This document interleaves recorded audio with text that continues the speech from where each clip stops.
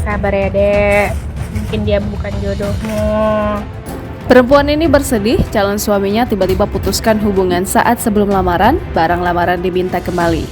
Di saat perempuan dalam video ini mengharapkan kelancaran acara lamaran dan dipertemukan dengan jodohnya.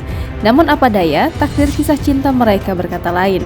Momen bahagia yang seharusnya ia jalani malah berakhir sedih karena ia dan pasangannya harus berpisah di tengah jalan. Padahal sebentar lagi keduanya akan lamaran. Bahkan hal yang menambah sakit hati, barang-barang yang diberi oleh pacarnya diminta untuk dikembalikan.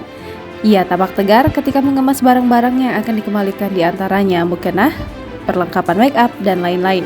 Si pemilik akun mengatakan jika kekasih sang adik memutuskan hubungan sebelah pihak namun secara baik-baik.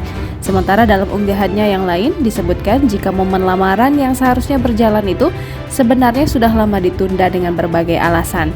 Si pemilik akun bahkan sudah memiliki firasat, namun sang adik tetap ingin mempertahankan hubungan.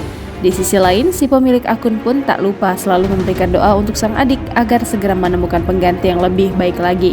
Video tersebut mengundang berbagai reaksi dari netizen. Banyak netizen mendoakan gadis itu agar menemukan jodoh yang lebih baik.